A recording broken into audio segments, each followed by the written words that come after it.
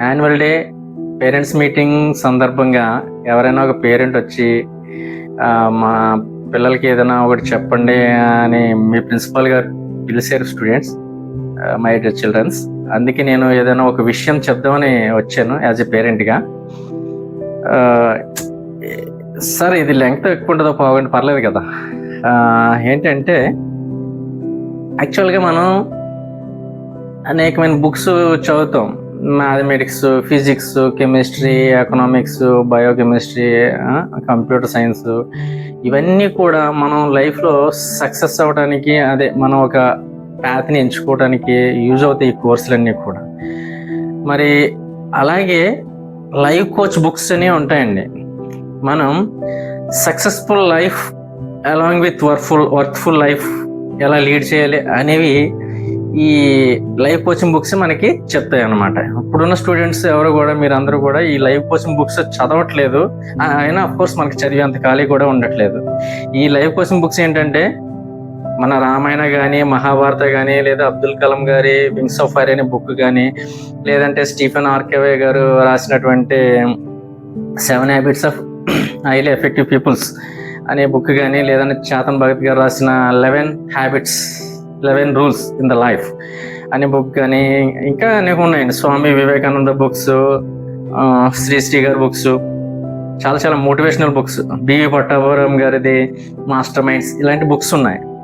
So నేను ఇలా ఈ బుక్స్ అన్నిటిలోనే ఒక్కొక్క బుక్ లోంచి ఒక్కొక్క పాయింట్ గ్యాదర్ చేసి మీకు చెప్పాలనే ప్రయత్నం మీద వచ్చాను స్టూడెంట్స్ స్టేజ్ మీదకి.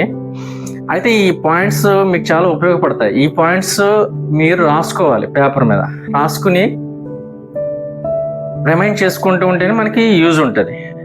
ఫస్ట్ పాయింట్ ఏంటంటే remove the wastage in your brain, nothing but shift delete అనమాట. That is the first point. Second point, never ignore your fitness and health.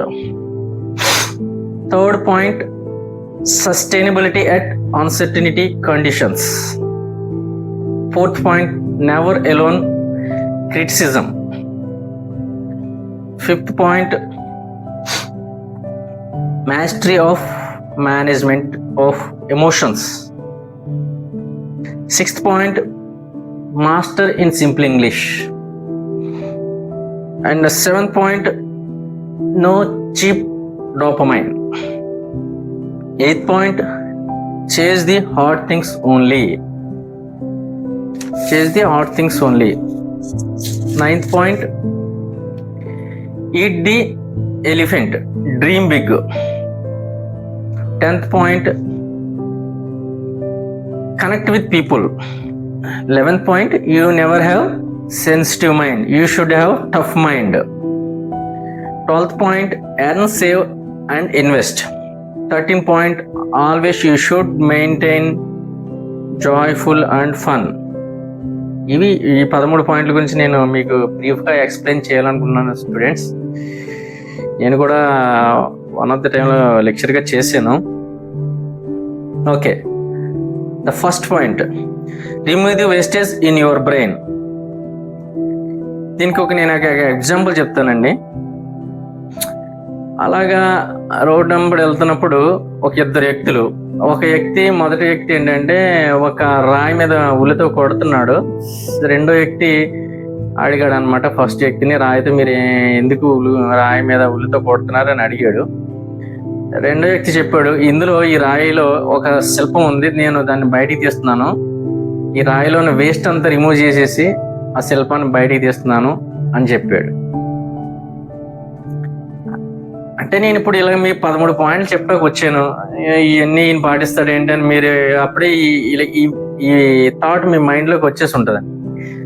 So waste అంటే అదే, ఆ వేస్ట్ని మనం డిలీట్ చేయాలన్నమాట. ఇప్పుడు ఆ శిల్పి ఏం చేశాడు, ఆ రాయిలో ఉన్న వేస్టేజ్ని అంతా తీసేస్తున్నాడు. అన్వాంటెడ్ రాతిని తీసేస్తున్నాడు, వాంటెడ్ రాతిని మాత్రమే ఉంచుతున్నాడు. అలా ఉంచినప్పుడు మాత్రమే మనకు శిల్పం అనేది బయటకు వస్తుంది అనమాట.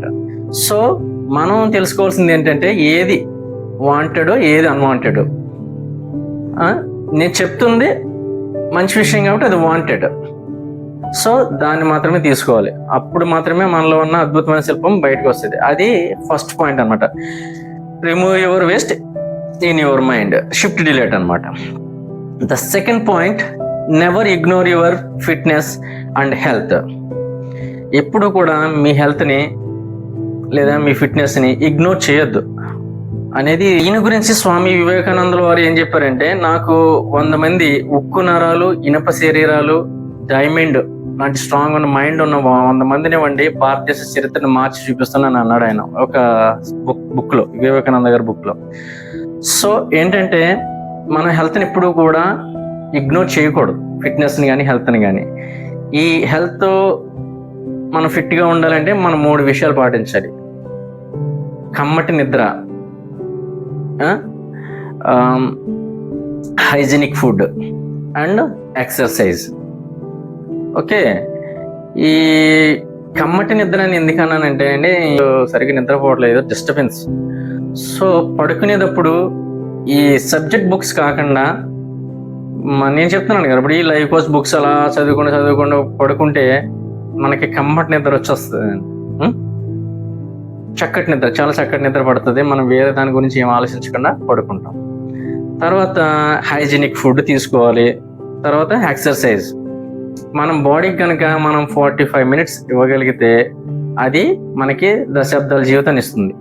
ఓకే, ఈ 45 మినిట్స్ మనం ఎక్సర్సైజ్ చేయాలి. అండ్ ఇందులోనే భాగంగా గట్ హెల్త్ అనేది చాలా ఇంపార్టెంట్ స్టూడెంట్స్. మన గట్ కనుక హెల్తీగా ఉన్నట్లయితే, అంటే చిన్న పేగులు పెద్ద పేగులు హెల్తీగా ఉంటేనే మనం ఆరోగ్యంగా ఉంటాం. సో ఈ సెకండ్ పాయింట్ని మీరు మైండ్లో పెట్టుకోవాలి. థర్డ్ పాయింట్ వచ్చేసి సస్టైనబిలిటీ అట్ అన్సర్టనిటీ కండిషన్. అంటే ఏంటంటే సస్టైనబిలిటీ అనేది చాలా ఇంపార్టెంట్. అంటే విపత్కర పరిస్థితుల్లో కూడా మనం ఈ సస్టైనబిలిటీని మెయింటైన్ చేయాలి. ఇప్పుడు ఫర్ ఎగ్జాంపుల్ మనం వాకింగ్ చేయాలనుకుంటున్నాం, ఏంటంటే మొత్తం 2 years 3 years కంటిన్యూస్గా వాకింగ్ చేయాలనుకుంటున్నాం. సో శీతాకాలం బాగానే వాక్ చేసేసాం, వర్షాకాలం వచ్చింది, వర్షంగా కంటిన్యూస్గా పడుతూనే ఉంది. సో బయటికి వెళ్ళి వాకింగ్ చేయడానికి అవ్వట్లేదు. ఓకే, సెల్లార్లో కింద చేస్తున్నాం. ఈ వర్షాలు ఎక్కువైపోయి వరద ఎక్కువైపోయింది. సో అప్పుడు ఏం చేస్తాం, అలాంటి కేసులో బోటు మీద వాక్ చేయాలి, బోటు మీద. సో విపత్కర పరిస్థితుల్లో కూడా నీ వాకింగ్ ఆపలేదు అనమాట నువ్వు. ఇప్పుడు నేను ఈ పాయింట్ మీకు ఎందుకు చెప్తున్నానంటే, మీరు మంచి మంచి కోర్స్ ఎన్నుకుంటారు, కానీ మీకు పక్కన మీ పేరెంట్స్ టీవీ పెడతారు, లేదంటే పక్కన సెల్ ఫోన్ అందుబాటులో ఉంటుంది, మీకు ల్యాప్టాప్ అందుబాటులో ఉంటుంది. సో మీ మనసు లాగుతూ ఉంటుంది అనమాట. అలాంటప్పుడు ఎలాంటి అన్సర్టనిటీ అంటే విపత్కర పరిస్థితుల్లో కూడా మన ఎలాంటి విపత్కర పరిస్థితుల్లోనా కూడా మన గోల్ని సస్టైన్గా మెయింటైన్ చేయగలగాలి. అదే uncertainty sustainability maintain at uncertainty condition. Okay, sustainability అంటే ఏంటంటే అడాప్ట్ ది రెజిడ్నెస్ కూడా అంటాం. ఇప్పుడు ఒక రబ్బర్ ముక్కను వంగదీసాం అనుకోండి, అది మళ్ళీ యథాస్థితికి వస్తుంది అనమాట. అలాగా ఎలాంటి విపత్కర పరిస్థితుల్లో కూడా మీరు ఒక సస్టైనబిలిటీని మెయింటైన్ చేయాలి. అడాప్ట్ ది సిచ్యువేషన్ మనకి అడాప్ట్ చేసేసుకోవాలన్నమాట. పేరెంట్స్ కూడా నేను ఇచ్చే ఒక సలహా ఏంటంటే, వాడికి టీవీ పెట్టేసి సెల్ ఫోన్ ఇచ్చేసి లేదంటే ల్యాప్టాప్ ఇచ్చేసి వాడిని బాగా చదివి అంటే ఎలా చదువుతాడండి? సో మనం కూడా ఈ టీవీని పెట్టడం మానేయాలి, సెల్ ఫోన్ ఇవ్వడం మానేయాలి. ల్యాప్టాప్ మనం రిచ్ పర్సన్స్ కదా అని ల్యాప్టాప్ ఇచ్చేసి వాడికి నెట్ పెట్టిస్తే వాడు ఆటోమేటిక్గా వాడు డివేట్ అయిపోతాడు. సో యాక్చువల్గా మేము చదివినప్పుడు ఏంటంటే, నేను నా గురించి చెప్తున్నానండి, మా వాళ్ళు టీవీ పెట్టేసేవారు, పెట్టొద్దు నాకు డిస్టర్బెన్స్గా ఉందంటే ఆపేవారు కాదు అప్పట్లో. సో నేను మా ఇంటి పక్కనే చిన్న పాక ఉంటే అందులో ఈ పేడతో అలికి శుభ్రంగా దాని చుట్టూ గోనె సంచులతోటి, మన యూరియా సంచులు ఉంటాయి కదా, దాంతో చుట్టూ అలాగే రౌండ్గా కట్టుకుని ఆ పాకలో కూర్చొని దానికి వైరు బల్బ్ పెట్టుకుని పాకలో కూర్చొని చదువుకున్నాను. ఏంటంటే మనం సస్టైనబిలిటీ మెయింటైన్ అవ్వాలంటే అట్ అన్సర్టనిటీ కండిషన్ కొన్నిటికి అడాప్ట్ అవ్వాలండి. అది ద ఫోర్త్ పాయింట్ ఏంటంటే నెవర్ ఎలోన్ క్రిటిసిజం. మనల్ని క్రిటిసైజ్ చేసే వాళ్ళు ఎక్కువ ఉంటారు, మనల్ని కించపరుస్తూ చేసేవాళ్ళు ఎక్కువ ఉంటారు. అలాంటప్పుడు మనం క్రిటిసిజంకి లోనైపోయి బాధపడిపోయి ఇదైపోవడం కరెక్ట్ కాదు. అది ఈ ఫోర్త్ పాయింట్ అనమాట. ఇప్పుడు చాలా మనం కొన్ని న్యూస్లు కూడా చూస్తాం స్టూడెంట్స్, ఏంటంటే ర్యాగింగ్ ఎక్కువైపోయి సూసైడ్ చేసుకున్న స్టూడెంట్ అది ఇదే. సో క్రిటిసిజం చేసే వాళ్ళు ఉంటారు, దాని నుంచి మనం తప్పుకోవాలన్నమాట. ఈ క్రిటిసిజాన్ని మనం ప్రూవ్ చేసుకోవాల్సిన అవసరం లేదు. నేను గొప్ప, వాళ్ళు ఏం క్రిటిసైజ్ చేస్తారు, నువ్వు బలహీనుడివి, నువ్వు ఎక్కువ, అది ఇది అని. సో వాళ్ళకి మనం ప్రూవ్ చేసుకోవాల్సిన అవసరం లేదనమాట. క్రిటిసిజం మనం దానికి మనం ఎలోన్ అవ్వకూడదు. Never alone criticism. ఎఫర్మేషన్స్. ఈ క్రిటిసిజం మనం తట్టుకోవాలంటే మనకి మనం ఎఫర్మేషన్స్ ఇచ్చుకోవాలండి. సెల్ఫంగా మనకి మనం, ఓకే నేను బాగా చదువుకుంటున్నాను, నేను తెలివైన ఉన్నాయి, ఎందుకు వీడు తెలంగాణలో తెలివి తక్కువ అంటే మాత్రం నేను ఎందుకు అలాగా నేను బాధపడాలి అనేదాన్ని మనం క్రిటిసిజం గురించి పెట్టుకుని. ఇంగ్లీష్లో ఒక సామెత ఉందండి, stop you blaming your glooming will started, start your blaming your glooming was stopped. అంటే ఏంటంటే మనం ఎవరినైతే బ్లేమ్ చేయాలని అనుకుంటామో మన యొక్క గ్లూమింగ్ అంటే వికాసం, మన వికాసం అక్కడ ఆగిపోద్దండి. మనం బ్లేమ్ చేయడం ఎప్పుడైతే ఆపేస్తామో మన వికాసం అనేది అప్పటి నుంచి స్టార్ట్ అవుతుంది అనమాట. నాకు సరైన బుక్స్ లేవు, నేను చదువుకోలేకపోయాను, నాకు సరైన అవకాశం మా పేరెంట్స్ కల్పించలేదు, నేను చదువుకోలేకపోయాను, లేదంటే నా టీచర్స్ బాగా చెప్పట్లేదు, నేను చదువుకోలేకపోతున్నాను, లేదంటే నా పక్కోడు డిస్టర్బ్ చేస్తున్నాడు. సో ఇవన్నీ బ్లేమింగ్స్ అన్ని. So stop your blamings, my dear students, stop your blamings. Whenever you stop your blaming, your glooming was automatically started. Okay, fifth point ఏంటంటే master your emotions. ఎమోషన్స్ని మేనేజ్ చేయడం. ఈ ఎమోషన్స్ని మనం మేనేజ్ చేయలేకపోతే చాలా ఇబ్బంది అవుద్ది స్టూడెంట్స్. ఈ ఎమోషన్స్ అనేవి కారుకున్న సీట్ బెల్ట్ లాంటివి అనమాట. అది పెట్టుకున్నంత వరకు కూడా మోగుతూనే ఉంటుంది. ఆ ఎమోషన్ మనం కంట్రోల్ చేయలేనంత వరకు అది మనల్ని లాగుతూనే ఉంటుంది. సో ఈ ఎమోషన్స్ 2 రకాలు, good emotions and bad emotions. ముందు బ్యాడ్ ఎమోషన్స్ గురించి చెప్తాను. Fear, anxiety, aggressiveness and stress, frustration, guilt, sadness, ఇవన్నీ కూడా బ్యాడ్ ఎమోషన్స్. సో ఎమోషన్ మనకి ఎలా ట్రిగ్గర్ అవుద్ది, మన బ్రెయిన్లో ఏదైనా ఒక చిన్న థాట్, భయం కానీ లేదంటే సంతోషం కానీ, ఇది భయం అంటే బ్యాడ్ ఎమోషన్, సంతోషం అంటే గుడ్ ఎమోషన్, ఏదైనా ఒక ఎమోషన్ ట్రిగ్గర్ అవుద్దండి. సో ఈ ఎమోషన్స్ని ఎలా కంట్రోల్ చేయాలి సార్, మీరు చెప్తున్నారు, ఎలా కంట్రోల్ చేయాలని మీరు అడగొచ్చు. సో ఎమోషన్స్ని, బ్యాడ్ ఎమోషన్స్ని కంట్రోల్ చేయాలంటే ఒకటే మార్గం, ఇగ్నోర్ చేయాలంతే, అంతకుమించి మనం ఏం చేయలేం. ఇప్పుడు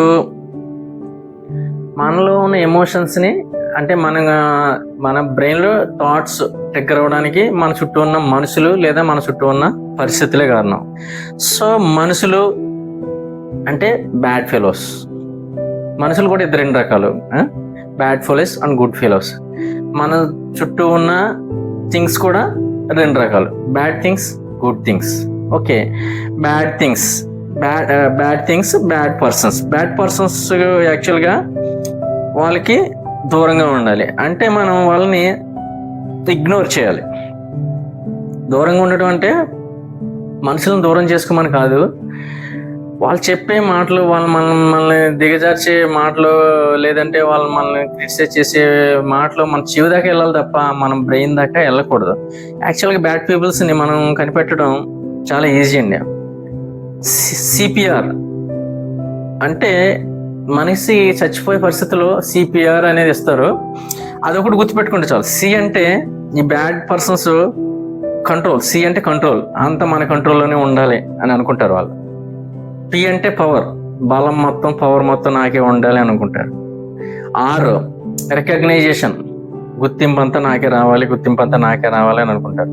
ఈ మూడింటి కోసం వాళ్ళు ఎంతకన్నా వెళ్తారనమాట బ్యాడ్ ఫెలోస్. సో వీళ్ళు 3 విధాలు ఫాలో అవుతారండి. Triple D. డి అంటే డిస్టర్బెన్స్ క్రియేట్ చేస్తారు. ఫస్ట్ వీడిని ఏ రకంగా డిస్టర్బెన్స్ చేయాలి అని చేస్తారు. తర్వాత డ్రామా క్రియేషన్, దానికి కావలసిన డ్రామాని చేస్తారు. ఎలా చేయాలో ఆ డ్రామాని అలా చేస్తారు. తర్వాత డౌట్, డౌట్ మన మీద మనకే అపనమ్మకం వచ్చేటట్టు చేస్తారనమాట. సో అంటే బ్యాడ్ ఫెలోస్ సొసైటీలో ఉంటారు, గుడ్ ఫెలోస్ ఉంటారు. వాళ్ళని దూరం పెట్టుకోమని కాదు, వాళ్ళ మాటలు మాత్రం మన చెవుల దాకానే వెళ్ళాలి, బ్రెయిన్ దాకా వెళ్ళకూడదు అనేది చెప్పడమే నా ఉద్దేశం స్టూడెంట్స్. ఓకే, 5th పాయింట్ ఏంటంటే master in simple English. English అనేది ఇప్పుడు చాలా నెససరీ. మన విదేశాలకు వెళ్ళాలన్నా, మన ఇండియాలో మంచి జాబ్ చేయాలన్నా కూడా ఇంగ్లీష్ అనేది నెససరీ. సింపుల్ ఇంగ్లీష్ అనేది చాలా ఇంపార్టెంట్. మన ఇంగ్లీష్ గ్లామర్ అంటే verbs, adverbs, proverbs, adjectives, nouns, pronouns, prepositions, articles, types of sentences. తర్వాత టైప్స్ ఆఫ్ సెంటెన్సెస్ అంటే assertive sentence, explanatory sentence, complex sentence, assertive sentences, ఇవన్నీ అలా క్రియేట్ చేయాలి. తర్వాత పార్ట్స్ ఆఫ్ స్పీచెస్ అంటే present, simple present tense, simple past tense, past perfect tense, simple future tense, present perfect tense, past perfect tense, present perfect continuous tense. ఇవన్నీ మనం గ్రామర్లో, English గ్రామర్లో నేర్చుకోవాలండి. అంటే have ఎక్కడ వాడాలి, హ్యాడ్ ఎక్కడ వాడాలి, లేదంటే షల్ బి ఎక్కడ వాడాలి, విల్ బి ఎక్కడ వాడాలి, గోయింగ్ అంటే కంటిన్యూస్ టెన్స్, గోయింగ్ ఎక్కడ వాడాలి, గో ఎక్కడ వాడాలి, ఇవన్నీ తెలుసుకుని మనం సింపుల్ ఇంగ్లీష్ మనం రోజు మాట్లాడుతూ ఉండాలి. మన పిల్లలతో కూడా మనం bring the water, read the book, ఇలా సింపుల్ ఇంగ్లీష్. మనం ఎన్నో దీనికి షైగా ఫీల్ అవ్వాల్సిన అవసరం లేదండి. స్టూడెంట్స్ మీరు కూడా షైగా ఫీల్ అవ్వాల్సిన అవసరం లేదు. ఇంగ్లీష్ మాట్లాడండి, తరువుగా మాట్లాడండి, simple English. So simple English అనేది చాలా చాలా అవసరం.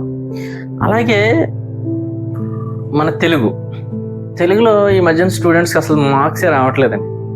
తెలుగు అమ్మ లాంటిది, ఇంగ్లీషు పిల్లం లాంటిది, రెండు ఇంపార్టెంటే. కానీ తేనెలకు భాష తెలుగు భాష. రామన్ గారు చెప్పిన మాట అండి. మనం ఏదైనా తెలుగులో చెప్తేనే నేను తెలుగులో చెప్తున్నాను ఎందుకు, మీరు పట్టుకుంటారని. తెలుగులో చెప్తేనే మనకి అది తీయగా ఉంటుంది. ఓకే, సో తెలుగులో ఉన్న ఈ ఛందస్సు ఇవన్నీ బాగా నేర్చుకోండి. ఇంగ్లీష్లో ఉన్న గ్రామర్ కూడా బాగా నేర్చుకోండి. ఏ సెంటెన్స్ ఎక్కడ పడాలి, ఏది ఎలా వాడాలి. నిన్న చేసి ఉన్నాను, రేపు ఇప్పటికి చేస్తాను. Simple past tense, present perfect tense, future, simple future tense, ఈ టెన్సెస్ అన్నీ కూడా బాగా నేర్చుకోండి. సింపుల్ ఇంగ్లీష్ మాట్లాడండి, చాలా చాలా important. 6th point. 7th point ఏంటంటే నో చీప్ డోపమైన్. మనకి హితశత్రువు చాగంటి కోటేశ్వరరావు గారు చెప్తారండి, హితశత్రువు అని. అంటే స్వీట్ ఎనిమి మనకి తక్షణ సుఖం కోసం, తక్షణ సంతోషం కోసం మనం పరితపిస్తాం. దీన్నే మనం చీప్ డోపమైన్ అంటాం. ఆకర్షణ అన్నమాట. తక్షణ ఆనందం కోసం ఆకర్షితం అవుతాం, దీర్ఘకాలికంగా బాధపడవలసి వస్తుంది. ఈ స్వీట్ ఎనిమిని మనం ఫైండ్ చేయాలి అనేది 7th point. No cheap dopamine. Dopamine అంటే ఆకర్షితం అవడం అనమాట. ఒక యాంప్లిఫైర్ లాంటిది, మనల్ని ఆకర్షిస్తూ ఉంటుంది అనమాట. సో ఈ చీప్ డోపమైన్ అంటే ఇన్స్టెంట్గా తక్షణ సంతోషం కోసం మనం టీవీలు చూడటం, ఇప్పుడు సెల్ ఫోన్ చూడటం, లేదా ల్యాప్టాప్లు చూడటం, ఇప్పుడు ప్రస్తుతం సరదాగా ఉందని అంటే మనం దీర్ఘకాలికంగా బాధపడవలసి వస్తుందండి. సో కష్టమైనా సరే వీటిని మనం దూరంగా ఉండాలి. ఈ టీవీకి కానీ, సెల్ ఫోన్కి కానీ, ల్యాప్టాప్కి కానీ దూరంగా ఉండాలి. నేను పేరెంట్స్కి కూడా చెప్పేది అదే. మీరు పిల్లలు చదువుకున్నప్పుడు టీవీ పెట్టకండి, సెల్ ఫోన్ ఇవ్వకండి వాడికి, ల్యాప్టాప్ ఇవ్వకండి, అసలు నెట్ కనెక్షన్ పెట్టించకండి. ఇదంతా కష్టమే, కానీ తప్పదు. పాపం వాడిని టీవీలు పెట్టేసి, సెల్ ఫోన్లు ఇచ్చేసి, ల్యాప్టాప్ ఇచ్చేసి చదివే బాగా చదివే అంటే ఎలా చదువుతాడు? చదివే బాగా చదివే మంచి ర్యాంక్ కొట్టే అంటే వాడికి కావాల్సిన పరిస్థితులు మనం కల్పించాలి. లేదంటే వాడు ఇంకా స్ట్రాంగ్గా ఉండాలి. ఇది వాడు సెల్ఫిష్గా ఈ చీప్ డోపమైన్ హితశత్రువు ఏంటనేది వాడికి కదా తెలుసుకోవాలి. అంటే ఇది సెల్ ఫోన్ మనకి హితశత్రువు, తక్షణ సుఖాన్ని ఇస్తుంది, అంటే ఇన్స్టెంట్ హ్యాపీనెస్ని ఇస్తుంది. ఈ టీవీ కూడా ఇన్స్టెంట్ హ్యాపీనెస్ని ఇస్తుంది, లేదంటే ఈ ల్యాప్టాప్లు కూడా ఇన్స్టెంట్ హ్యాపీనెస్ని ఇస్తాయి. వీటిని కనుక మనం ఇప్పుడు చదువుకోవడం మానేసి వీటికి కనుక మనం బానిస అయితే లైఫ్ లాంగ్ దీర్ఘకాలికంగా బాధపడవలసి వస్తుందని వాడు సెల్ఫ్ అవేర్నెస్తో ఉంటే ఓకే, లేదంటే పేరెంట్సే వాళ్ళకి అవేర్నెస్ ఇవ్వాలన్నమాట. నేను ఇచ్చే సలహా ఇది. 8th పాయింట్ ఏంటంటే చేజ్ ది హార్డ్ థింగ్స్. కఠినమైన దారిని మాత్రమే ఎంచుకోండి మై డియర్ స్టూడెంట్స్. కఠినమైన దారిని మాత్రమే ఎంచుకోండి. సుఖంగా ఉందని, హ్యాపీగా ఉందని చాలా సుఖమైన దారులు, హ్యాపీగా ఉన్న దారులు మాత్రం ఎంచుకోకండి. స్వామి వివేకానందుల వారికి ఆయనకు ఒకటి ఉండేదండి. చికాగో వెళ్ళి పార్లమెంటరీ ఆఫ్ రెజిలియన్లో మాట్లాడాలి అనే ఒక కోరిక ఉండేది. ఆయన ఒక ఇండియన్ స్టీమర్ మీద వెళ్ళిపోయాడండి. ఆ స్టీమర్ మీద వెళ్ళిపోయి వాళ్ళని పట్టుకుని వీళ్ళని పట్టుకుని అమెరికాలో ఆ ప్రెసిడెంట్ పెట్టి చికాగో వెళ్ళి పార్లమెంట్ ఆఫ్ రిలీజియన్లో ఆయన ఒక స్పీచ్ ఇచ్చాడు. ఆ స్పీచ్తో ఆయన పాపులర్ అయిపోయాడండి. సో ఆయన కఠినమైన దారిని ఎంచుకున్నాడు. అదేవిధంగా మన ఏపీజే అబ్దుల్ కలాం గారు కూడా చాలా కఠినమైన దారిని ఎంచుకున్నారు. ఆయన పైలట్ అవ్వాలనుకున్నాడు, కానీ ఇంటర్వ్యూలో ఆయన సెలెక్ట్ అవ్వలేదు. తర్వాత డిఆర్డిఓలో ఆయన ప్రయత్నం అలా వదలకుండా డిఆర్డిఓలో సెలెక్ట్ అయ్యాడు. అక్కడ రీసెర్చ్ న్యూక్లియర్ ఎక్స్ప్లోజన్ గురించి కానీ, లేదంటే మిసైల్స్ గురించి కానీ ఆయన పెద్ద సైంటిస్ట్ అయ్యాడు. సో అబ్దుల్ కలాం గారు ఆయన ఒక పడవ దాటించే అతని కొడుకు. సో అలా పడవ దాటి వెళ్ళి చదువుకున్న వ్యక్తి అనమాట. సో అతను కఠినమైన దాన్ని ఎంచుకున్నాడు. సో మీరు కూడా మీ పిల్లలకి చెప్పండి, కఠినమైన దాన్ని ఎంచుకోండి. వాళ్ళకి ఈజీనెస్ని అలవాటు చేయకండి. సో చూడు నాన్న ఎంత కష్టపడుతున్నాడు, అమ్మ ఎంత కష్టపడుతుంది, చూడు మీరు బాగా చదువుకోవాలని చెప్తే కాదు, ఆ కష్టాన్ని వాళ్ళకి పరిచయం చేయాలి. అమ్మ వాళ్ళకి ఒకసారి వంట చేయమంటే ఆ కష్టం ఏంటో తెలుస్తుంది. ఒకసారి ఒక 1000 రూపాయలు మన ఫాదర్ బయటకు వెళ్ళి సంపాదించుకొస్తున్నాడు, 100, 200, 300, ఒకసారి 200, 300 సంపాదించుకు రమ్మంటే తెలుస్తుంది. ఆ కష్టాన్ని వాళ్ళకి పరిచయం చేస్తేనే తప్ప వాళ్ళకి తెలియదు. ఎలా తెలుస్తుంది? మాటలు చెప్పినంత మాత్రాన. ప్రాక్టికాలిటీ ఉంటేనే వర్కౌట్ అవుద్ది. నేను ఇది స్టూడెంట్స్కి, పేరెంట్స్కి కూడా చెప్తున్నానండి, ఇంక్లూడింగ్ విత్ మీ. నేను కూడా పాటించాలని నేను ఇవన్నీ రాసుకున్నాను, మీకు చెప్తున్నాను. ఏంటంటే 2-3 పేరెంట్స్ మీటింగ్లో నేను ఎలా పేరెంట్స్ మాట్లాడండి అంటే వెళ్ళి డియర్ పేరెంట్స్ బాగా చదవండి, పేరెంట్స్ని గౌరవించండి అని చెప్పగలిగిన తప్ప ఇలాగ కొన్ని పాయింట్లు నేను చెప్పలేకపోయానండి అప్పుడు. అందుకే పాయింట్స్ రాసుకొచ్చాను. ఏదైనా అవకాశం వస్తే మన ప్రిన్సిపల్ గారు ఏమన్నా మాట్లాడడానికి అవకాశం ఇస్తే కనుక మాట్లాడదామనే ఒక ఉద్దేశం అనమాట. ఓకే, 8th పాయింట్ అయిపోయింది కదా.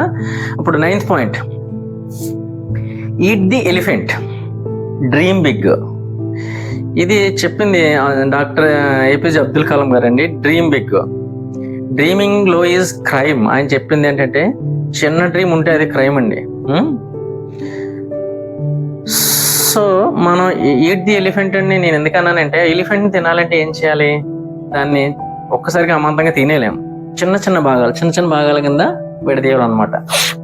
సో ఇవాళ 1/2 కేజీ, ఇవాళ పావు కేజీ, రేపో పావు కేజీ, ఎల్లుండ పావు కేజీ, అలాగా పావు కేజీ దానిలో అనేక చిన్న భాగాలుగా విభజించి దాన్ని మనం తినాలి తప్ప ఒకసారిగా తినేయలేం. సో నేను ఇక్కడ చెప్పాల్సిన పాయింట్ ఏంటంటే, your target is maybe very big, split it and then execute it. చిన్న చిన్న భాగాలుగా విభజించుకుని, ఇప్పుడు అన్ని బుక్స్ ఉంటాయి, అన్ని బుక్స్ ఒకేసారి చదివేయలేం కదా. ఎప్పటి నుంచి 9th క్లాస్ నుంచి మొదలెట్టండి. 10 minutes ఒకటి చదవండి, 10 minutes రోజుకు 10 minutes అలాగా మీ డిగ్రీ అయ్యేసరికి మొత్తం దానికి సంబంధించిన కోర్స్ అంతా అయిపోద్ది. ఏంటంటే బిందువు కలిస్తేనే సింధువు. సింధు అంటే తెలుసు కదండి, మహాసముద్రం. సో అడుగు కలిస్తేనే గమ్యం. సో చిన్నగా మొదలెట్టండి. ఇవాళ 10 minutes, రేపు 10 minutes. మాకంటే చెప్పేవాళ్ళు లేరు అప్పట్లో.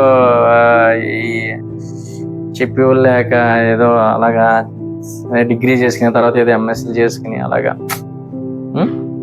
సో మీకు ఇవాళ సోషల్ మీడియాలో ఏం చదవాలి అనేది అన్నీ వచ్చేస్తున్నాయి.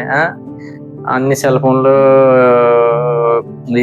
రీల్స్ చూడటం మానేసి శుభ్రంగా చదవండి, బుక్స్ చదవండి, సబ్జెక్ట్ బుక్స్ చదవండి, లేదంటే ఈ లైవ్ కోచింగ్ బుక్స్ కూడా చదవండి. ఓకేనా my dear students? 10th point ఏంటంటే, near to connect with peoples. చాలా మంది స్టూడెంట్లు ఇవాళ చాలా ఎలోన్గా ఉంటున్నారండి, చూస్తున్నాను కదా. ఆడ చదివి ఏంటో, ఆడ లోకం ఏంటో అదే. అక్కడికి అలాగ ఉంటే మీకు లోక జ్ఞానం ఎక్కడ వస్తుందండి? So connect with people. సాధ్యమైనంత వరకు ఎంతమందితో కనెక్ట్ అవ్వాలో అంతమందితో మనం మాట్లాడాలి, మన మాటలు కలుపుకోవాలి, మన కమ్యూనికేషన్ పెంచుకోవాలి, ఇంప్లిమెంట్ చేసుకోవాలి. గుడ్ రిలేషన్షిప్స్ మెయింటైన్ చేసుకోవాలి. పెద్దమ్మ, పెదనాన్న, చిన్ననాన్న వీళ్ళందరినీ కలుపుకుంటూ పోవాలన్నమాట. అలా కలుపుకుంటూ పోతేనే కనెక్ట్ విత్ పీపుల్, మనకి ఒక మంచి లైఫ్ ఉంటుందండి. దీని గురించే ఎక్కడో ఒక సెంటెన్స్ ఉంది, your network is your net. Worth మీకున్న నెట్వర్కే మీకున్న నెట్ సంపద లాంటిది. Your network is your net worth నేను ఎక్కడో సెంటెన్స్ చదివానండి. సో కనెక్ట్ విత్ పీపుల్ అంటే పీపుల్స్ లో కూడా గుడ్ పీపుల్స్ ఉంటారు, బ్యాడ్ పీపుల్స్ ఉంటారు. థింగ్స్ లో కూడా గుడ్ థింగ్స్ ఉంటాయి, బ్యాడ్ థింగ్స్ ఉంటాయి. సో బ్యాడ్ పీపుల్స్ ని దూరం చేసుకోవద్దు అని నేను ఎప్పుడు చెప్పను. వాళ్ళతో కనెక్ట్ అవుతూనే ఉండాలి, వాళ్ళతో సన్నిహితంగానే ఉండాలి. కానీ వాళ్ళు మనల్ని, అక్కడ చెప్పాను కదా, బ్యాడ్ పీపుల్స్ కొన్ని క్వాలిటీస్ ఉంటాయి అనేసి. సిపిఆర్ వీళ్ళు ఏంటంటే, అందరూ మన కంట్రోల్లోనే ఉండాలి, పవర్ అంతా నాకే ఉండాలి, రికగ్నైజేషన్ అంతా నాకే ఉండాలి అని అనుకుంటారు. కానీ వాళ్ళకి తెలియదు, తాడి తన్నేవాడు ఉంటే తలని తన్నేవాడు ఇంకొకటి ఉంటాడు అన్న సంగతి వాళ్ళకి తెలియదు. వాళ్ళ మూర్ఖత్వం అనమాట. ఆ మూర్ఖత్వంలో భాగంగా వాళ్ళు డిస్టర్బెన్స్ క్రియేట్ చేస్తారు, పెద్ద డ్రామా క్రియేట్ చేస్తారు. మన మీద మనకి డౌట్ క్రియేట్ చేస్తారు. అయ్యో మన మీద మనకి డౌట్ వచ్చేస్తుంది అనమాట. నేను నిజంగానే బలహీనున్నా, నాకు నిజంగానే చేత కదా అని చేస్తారు. సో వాళ్ళు చెప్పే మాటలు, వాళ్ళు చేసే బిహేవియర్ మన చెవుల దాకానే వెళ్ళాలి తప్ప మన మైండ్ దాకా వెళ్ళకూడదు. హితశత్రువు అనేది ఇందాక చెప్పడం మర్చిపోయానండి. మన దగ్గర అన్న అని చాలా సార్ అని, లేదంటే అని లేదా చాలా పొలైట్ గా ఉంటారు.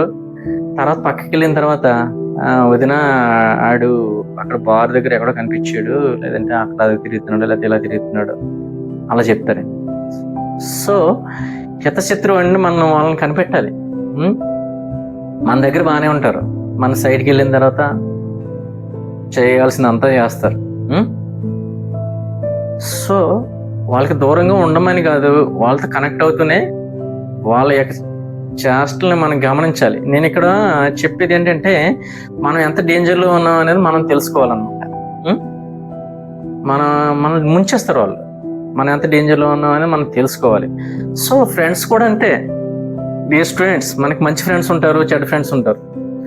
మంచి ఫ్రెండ్ ఏమంటాడు, రే బాబు ఈ డౌట్ చదువుకుందాం, ఈ బుక్ చదువుకున్నాడు. చెడ్డ ఫ్రెండ్ అంటాడు, రే అమ్మాయి ఎప్పుడు చదివేనా, వెళ్దాం బయటికి వెళ్ళాక అలాగే సిగరెట్ కాల్చొద్దాం, లేదంటే బీర్ తాగొద్దాం. సో అప్పటికి సుఖంగానే ఉంటుంది అది. దీర్ఘకాలికంగా మాత్రం మనకి చాలా బాధపడవలసిన పరిస్థితి వస్తుంది అనమాట. స్టూడెంట్స్, నేను యాజ్ ఎ పేరెంట్గా నేను మీకు ఇది చెప్పాలనుకున్నాను. ఓకే, నా 11th పాయింట్ ఏంటంటే, you never have sensitive mind and fear mind, you should have tough mind. Tough mind ఉన్నప్పుడు మాత్రమే మనం దేన్నైనా ఎదుర్కోగలం. సో టఫ్ మైండ్ ఉండాలంటే ఫియర్ ఉండకూడదండి. ఫియర్ ఉండకూడదంటే ఎలాగా సార్ మీరు? ఫియర్ అంటే, ఫియర్ అనేది మంచి ఎమోషనే. భయము భక్తి ఉన్నవాడు ఎప్పుడు కూడా మంచి మార్గంలోనే ఉంటాడు. సో ఈ ఫియర్ని మనం ఫేస్ చేయాలి. ఫియర్ నుంచి పారిపోకూడదు అనమాట. ఫియర్ నుంచి పారిపోతున్నాం అంటే మనం భయపడుతున్నట్టు. ఫియర్ని ఫేస్ చేయాలి. ఇప్పుడు తయారవ్వాలంటే ఏం చేస్తాం? పాలకి మళ్ళీ పెరిగి యాడ్ చేస్తాం. సో మనకి ఫియర్ పోవాలంటే ఆ ఫియర్ని ఫేస్ చేయాలి మై డియర్ స్టూడెంట్స్. అదేవిధంగా మన మైండ్ టఫ్ మైండ్గా ఉండాలంటే ఓవర్ థింకింగ్ అనేది చేయకూడదు. అయ్య బాబా అలా చేస్తే ఏమైపోతారు, ఇలా చేస్తే ఏమైపోద్దాం, ఇలా ఓవర్ థింకింగ్ వల్ల మన మైండ్ వీక్ అయిపోతూ ఉంటుంది. వేస్ట్ని రిమూవ్ చేయాలి. ఫస్ట్లో చెప్పిన పాయింటే మళ్ళీ ఇక్కడ లాస్ట్లో వచ్చిందన్నమాట. మనం వేస్ట్ని మన బ్రెయిన్లోంచి వేస్ట్ని తీసేస్తూ ఉండాలి. షిఫ్ట్ డిలీట్ అనమాట. అప్పుడు మాత్రమే మన మైండ్ టఫ్ మైండ్ అవుద్ది. టఫ్ మైండ్ అవ్వాలంటే ఇంకోటి 90/10 రూల్ అనే ఒకటి ఉందండి. నేను ఏదో బుక్లో చదివాను, గుర్తు రావట్లేదు. 90/10 rule, circle of concerns and circle of influence. దీనికి ఇలా చెప్తే మీకు అర్థం కాలేదు కదా, చిన్న ఎగ్జాంపుల్ చెప్తాను. ఒక 4 ఫ్రెండ్స్ ఒక అడవిలోకి వెళ్ళారు. చీకటి అయిపోయింది. ఒక అతను దారి తప్పాడు అనమాట. దారి తప్పిపోతే అతని మీదకి ఎలుగుబంటి దాడి చేసింది. ఎలుగుబంటి దాడి చేసి తొడ మొత్తం చీరేసింది. బ్లడ్ అలా కారిపోతూనే ఉంది. అతను సర్కిల్ ఆఫ్ కన్సర్న్స్, అతను కన్సర్న్స్లోకి వెళ్ళిపోయి ఇంక నా పని అయిపోయింది, నేను చచ్చిపోవాలి అని అనుకున్నాడు అనుకోండి. 90% కన్సర్న్స్లోకి వెళ్ళాడు అనుకో, అక్కడే చనిపోదురు. అతను సర్కిల్ ఆఫ్ కన్సర్న్స్ని 10% తగ్గించుకుని సర్కిల్ ఆఫ్ ఇన్ఫ్లుయెన్స్ని, అంటే నేను ఎలాగైనా బతకాలి, ఏ రకంగా బతకాలి అంటే ఎలా బతకాలి అని ఆలోచించాడు. ఫస్ట్ ఆ ప్యాంటు షర్ట్ చింపేసి తొడ కట్టుకున్నాడు బ్లడ్ కారకుండా. తర్వాత ఏం చేయాలి అనే ఒక ఇన్ఫ్లుయెన్స్, అతని మనోబలం అంటారు చూసారా, దాన్ని కోల్పోలేదన్నమాట. సర్కిల్ ఆఫ్ ఇన్ఫ్లుయెన్స్ దాన్ని కోల్పోకుండా అతను అలా ఆలోచిస్తూనే ఉన్నాడు. అతనికి థాట్ వచ్చింది, అరే నా చేతిలో గన్ ఉంది కదా, దీన్ని ఏదైనా గుట్ట మీదకి ఎక్కి పేలిస్తే మన ఫ్రెండ్స్ వస్తారు కదా అనే థాట్ వచ్చింది. వెళ్ళాడు, అక్కడ గుట్ట మీద ఎక్కి గన్ పేల్చాడు. అతని ఫ్రెండ్స్ వచ్చి అతన్ని తీసుకెళ్లి హాస్పిటల్లో జాయిన్ చేసి రక్షించారు. సో విపత్కర పరిస్థితుల్లో కూడా మన మనోధైర్యాన్ని కోల్పోకూడదు అనమాట. Circle of concerns and circle of influence. మన మనోధైర్యాన్ని కోల్పోయామంటే మన మైండ్ వీక్ అయిపోతూ ఉంటుంది. ఉన్నట్టుండి మీ ఇల్లు కూలిపోతే ఏమవుద్ది? అలాగే మన మైండ్ సెట్ కూడా ఉన్నట్టుండి కూలిపోతే మనం వీక్ అయిపోయినట్టే ఫాలో. సో మన మైండ్ సెట్ ఎప్పుడు కూడా ఎలాంటి విపత్కర పరిస్థితుల్లో కూడా స్ట్రాంగ్ మైండ్ సెట్ ఉండాలి. నేను చెప్పే 12th పాయింట్ ఏంటంటే, ఎర్న్, సేవ్, ఇన్వెస్ట్. డబ్బులు సంపాదించండి, సేవ్ చేయండి, ఇన్వెస్ట్ చేయండి. అంటే ఈ రోజుల్లో చాలా మంది సంపాదిస్తారు, చాలా ఎక్కువ సంపాదిస్తారు, 1,00,000 సంపాదిస్తారు, 2 లక్షలు సంపాదిస్తారు, కానీ సేవ్ చేయరు లేదా ఇన్వెస్ట్ చేయరు. సో ఆడు ఎంత సంపాదిస్తే మాత్రం ఆడు ఎప్పటికీ అవుతాడు ధనికుడు. సో ఇన్వెస్ట్ చేయాలన్నమాట. సేవ్ చేసి మన వచ్చిన జీతంలో 1,00,000లో కనీసం 50,000 సేవ్ చేయగలిగితే, అంటే నేను ఇలా దాచేసానని కాదు, మనం భావి భారత పౌరులకి చెప్తున్నాను, మీకు చెప్తున్నాను, స్టూడెంట్స్కి. మేము నష్టపోయాం. సేవ్ చేయాలి, ఇన్వెస్ట్ చేయాలి. మీరు అది మీ 20 years నుంచి మొదలు పెట్టేసేయాలన్నమాట. ఇన్వెస్ట్ చేయడానికి అంటే మనకి మ్యూచువల్ ఫండ్స్ ఉంటాయండి. ఇప్పుడు SBI మ్యూచువల్ ఫండ్స్లో small cap fund, middle cap fund, large cap fund ఇలాగ ఉంటాయి. ఈ మ్యూచువల్ ఫండ్స్లో ముందు ఇప్పటి నుంచి ఇన్వెస్ట్ చేయడం మొదలెట్టారు అనుకోండి, మీరు ధనికులు అవడానికి ఛాన్స్ ఉంటుంది అనమాట. సో ఈ 12th పాయింట్ మాత్రం never ignore. And save and invest.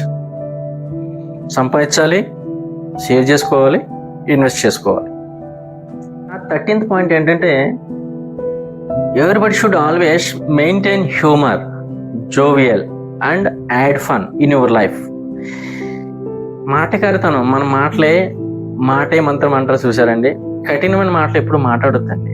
జాయ్ఫుల్గా ఉండాలి, మన ఫన్ యాడ్ చేసుకోవాలి, ఏదైనా కల్చరల్ యాక్టివిటీస్ ఫాలో అవుతూ ఉండాలి, చిన్న చిన్న సాంగ్స్ పాడుతూ ఉండాలి, ఏదైనా మ్యూజిక్ నేర్చుకుంటూ ఉండాలి, లేదంటే గేమ్స్ నేర్చుకుంటూ ఉండాలి, లేదంటే క్రికెట్, ఇలాగా ఏదో ఒక యాక్టివిటీ, ఫన్ యాక్టివిటీ చేస్తూ ఉండాలి. అలా చేస్తూ ఉన్నప్పుడు మాత్రమే మీలో ఉన్న అసలైన మనిషి, అసలైన వ్యక్తి బయటకు వస్తాడు.